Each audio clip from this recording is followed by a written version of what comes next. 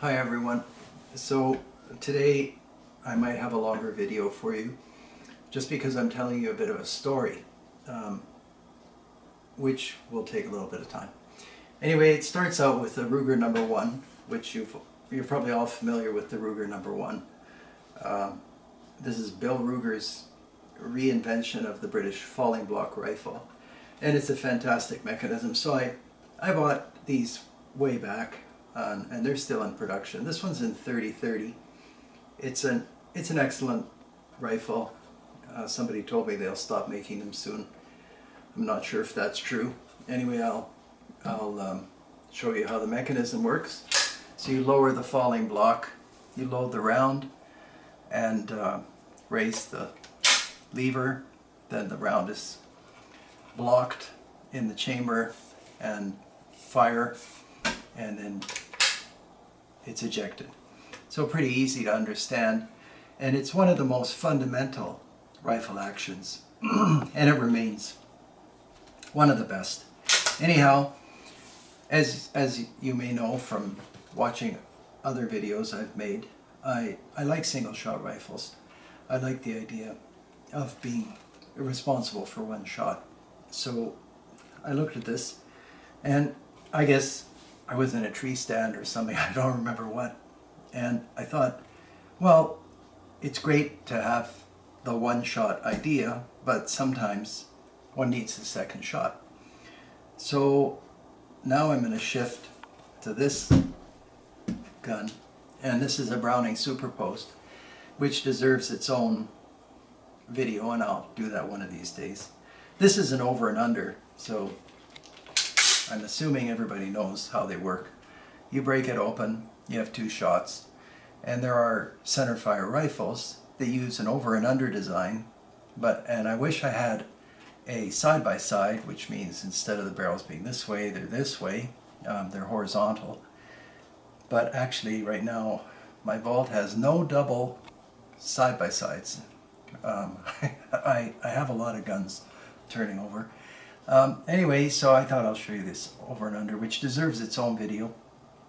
So I looked at this and I thought, well, it's kind of cumbersome and you have to break the action and so on, but I mean it works great for shotguns, which are low pressure cartridges. But then I thought, well, why don't we take this action, the falling block, and just put 2 barrels side by side or over and under. But the over and under would mean that the block would be very high. And one of the things about firearms design is everybody has to overcome, all the manufacturers and designers around the world have to overcome the same problems. And these guns happen to be made of walnut and steel. As you know, I think just because of tradition, that's a nice thing. Nowadays, there are a lot of guns made out of plastic and some steel for the barrel and bolt and so on. You've heard me talk about that before. Anyway, you know how it is when you have an idea, you have a brainstorm and you kind of become not necessarily obsessed with it, but you think about it a lot. So I decided there should be a falling block double rifle. And I set out to have that manufactured and designed. And designing firearms is an interesting process. I had made a 22 when I was a kid, and then I came up with a different type of bolt action rifle, and they worked okay, but I try to be self-critical, realistic with myself about what's what, and none of the designs I came up with were really superior to what was on the market. So I built them, and I have them somewhere, maybe I'll show you one day, but I just I decided there were greater minds than mine, and the market didn't need anything that I came up with.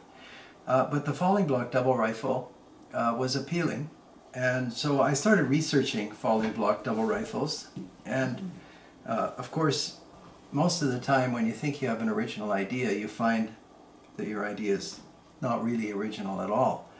And I think that this appeared in another video of mine. This was made by a gun maker and designer by the name of Koletsky, and it's a falling block double. You can see the block fall. This is an interesting design. Well, for a number of reasons. It's a falling block double. You can see the chambers. You can see how the block rises and the lever locks. This is an awkward arrangement. It always reminds me of a duck. But it works because you have to secure the lever somehow. So that's how it unlocks. And it's a striker mechanism in here. So there are no hammers. And I like strikers, I always have. And if you follow handguns, the Glock and the trend towards striker-fired handguns is well in place, and I think it's maybe superior to hammers. But in any event, I found this Koletsky, or actually a friend of mine did, and made in Vienna, one of my favorite cities in Europe. Anyhow, so it's a double trigger, easy to operate. 1, 2, and then you reload. I mean, you all know this, but I'm showing it to you anyway. Pop 2 rounds. The cartridge for this gun is 9.3 by 74R, which is a serious piece of ordnance. There's a lot of power there. So load the rounds, close the action, and you're... Now this one has an automatic safety. I've never liked automatic safeties, but I guess these guys did, and that's fine. And you're good to go. Now, some people, I'm going to leave the story for a second.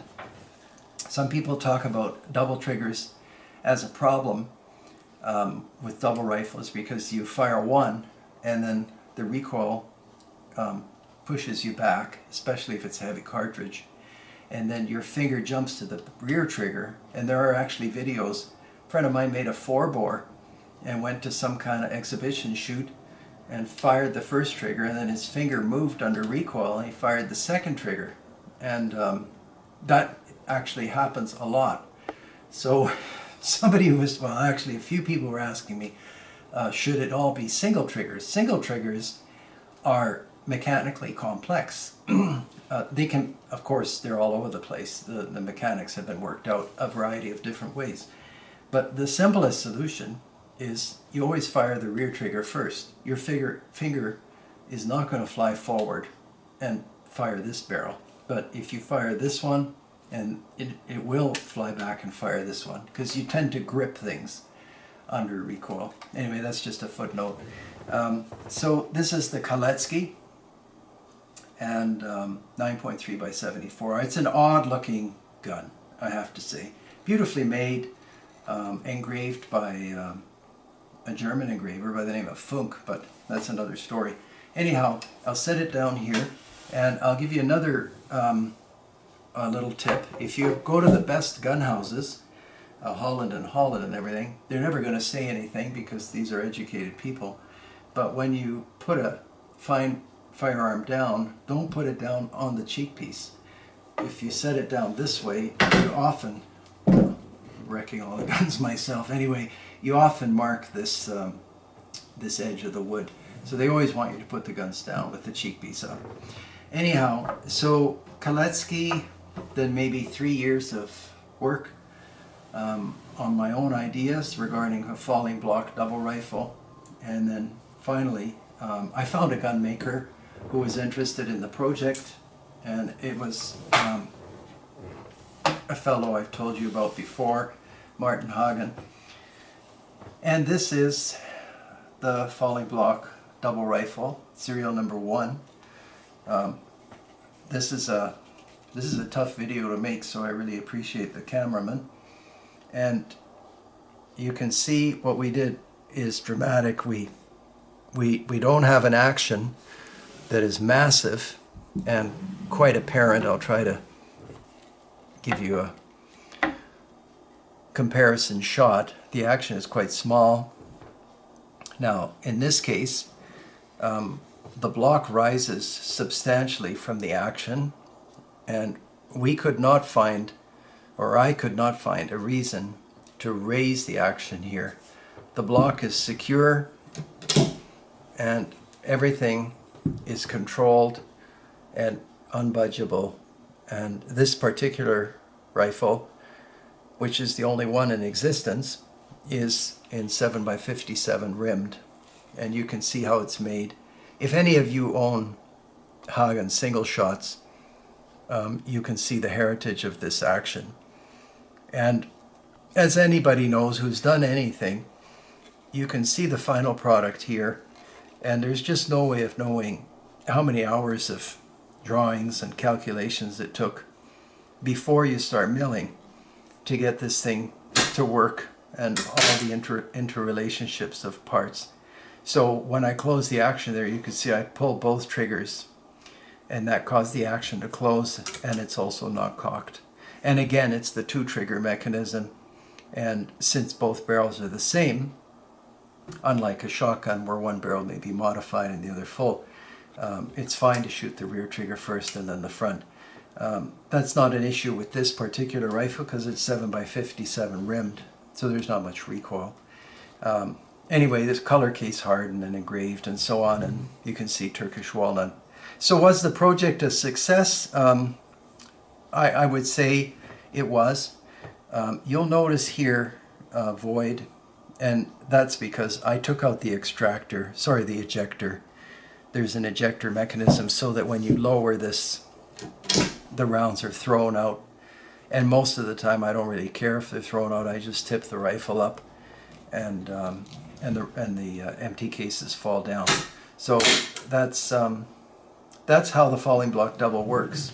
And probably, well, I'm almost certain you won't find another video on the internet about serial number 1, because I think this is the only one. I thought I would put it in production, and I approached different manufacturers, and I guess it could still happen, but it costs so much, and these days people seem to be buying, M4s and things like that, which is fine. I mean, it's a symptom of the times, if you like.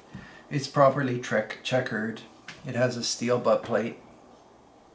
It has a beaded cheek piece. And then typically you would put your initials here. You can store your front sights and different blades in here. Sorry, I can't open it right now. And for cooling, not that you're generally firing so many shots, but I didn't really see the need for a full rib between the barrels. These have to be soldered in place, and I thought actually there might be an advantage to have the barrels separate.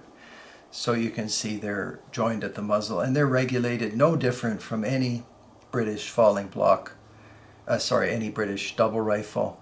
And of course each barrel is going to send bullets on a different path, but you try to get them to converge. And so I thought a fair converging point was 200 yards, and so that's what that is. And then we were playing around with sights, and so I thought, well, you have the typical rear sight, which you can see, and then this one is an aperture sight for long range. And there's a special scope mount that fits in here. It's a claw. I should have taken it out for the video, but I forgot. So that's about it. It was a great project, and maybe I'm a little different from most people. I don't know that I measure the success or failure of a project on whether it was able to be commercially successful. I had an idea and invested money and time accordingly, and I guess there aren't millions of these. This is not an AK or anything else, but in its own way, it's quite a unique firearm. It works fantastically well, and I thought I should show it to you. I'll spin this around, and you can see the serial number 1 and only. And I guess in just finishing up, I thought that if it had gone into production, this simply opens, and you can spin this open. You spin this. I hope this cooperates with me now. I haven't taken this off for years. So you take that off, and then it probably won't cooperate. Yeah, excellent. Yeah, it's not going to cooperate. It's too tight. Anyway, the fore end comes off, and then you can take the barrels off as well, which is kind of a nice feature, because I thought maybe you'd want 7x57R and then something else, another caliber. that's about it. It was, like I said, a great project, and I certainly learned more about gun design than I even wanted to. And of course, you're always thinking about manufacturing and efficiency, but that's a money game. That's different from gun making. And so that's it. Falling block serial number 1, and I'll turn it around. You can see if you really, could only have one rifle, I'm not sure that this would be it, but it would do most of the things that you would need it to do as a rifle for big game or target shooting. And it's not a break action, it's a falling block. All right, so that's an interesting video. Sorry for talking so much, and thanks for watching. And by the way, this thing is feathered light. Anyhow, take care.